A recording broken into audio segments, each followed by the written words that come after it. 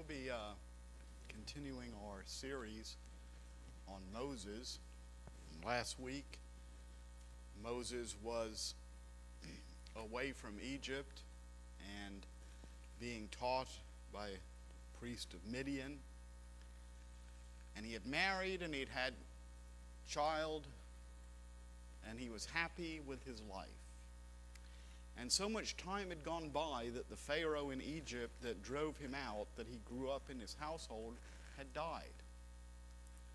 And we learned last week at the end that it took a long time for the children of Israel to actually cry out because of their burdens. And it's important to understand that if we are facing something, if we are going through something, it's important to let God know about it, to pray about it. Because God didn't move on their behalf until they cried out. Right?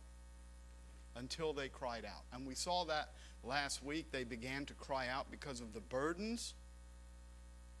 And now we're going to look in Exodus chapter 3 this morning and pick up the story. It says, "Now Moses kept the flock of Jethro, his father-in-law, the priest of Midian." And we explained last week how Midian was Abrahamic in their faith. In other words, believing in his God, the God of Abraham. Right? And he led the flock to the backside of the desert and came to the mountain of God, even Horeb. Now, in some books of the Bible, the word Horeb is used. In other books of the Bible, the word Sinai is used. But they are the same mountain, right? They are the same mountain. "And the angel of the Lord appeared unto him in a flame of fire out of the midst of a bush. And he looked, and behold, the bush burned with fire, and the bush was not consumed.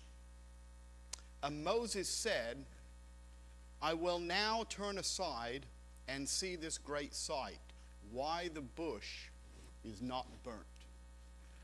And we wanted to stop there just for a moment and say this. The fire of God does not exist to consume you, to harm you, to do you any harm. Fire is very destructive. But the fire of God does not exist to destroy you or do you harm. What kind of fire is burning this bush, engulfing this bush, surrounding it, but not consuming it? It means not destroying it, not just burning it up. What kind of fire is that? Well, it's in the Bible more than once. More than once. We see it in Daniel chapter 3 and verse 21, where it says, "Then these men were bound in their coats, their hosen, and their hats, and their other garments, and were cast into the midst of a burning fiery furnace. These three men, Shadrach, Meshach, and Abednego, fell down bound into the midst of a burning fiery furnace. And Nebuchadnezzar the king was astonished as he rose up and spake and said to his counselors, Did we not cast three men into the midst of the fire? And they answered and said to the king, True, O king.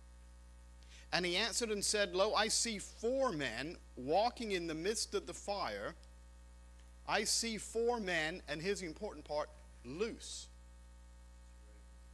and walking in the midst of the fire, and have no hurt."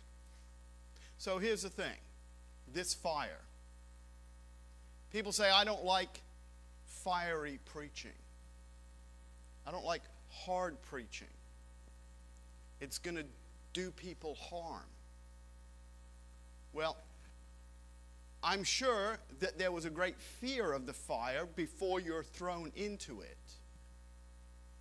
But they were thrown in bound, and the only thing the fire destroyed was the thing that was binding them. They were thrown in bound, and Nebuchadnezzar looked in, and they were 4 men loose. Now, you could preach a whole message about who the 4th man was, and that's great. But I'm dealing with the fact this morning that they were thrown in bound, and the fire consumed the thing that bound them, but left them unhurt. It didn't consume them. And that's what the fire of God is designed to do. That's what fiery preaching is designed to do. It's not designed to do you harm. It's designed to consume that which binds you. Whatever you have a problem with, whatever is binding you, it's designed to consume that.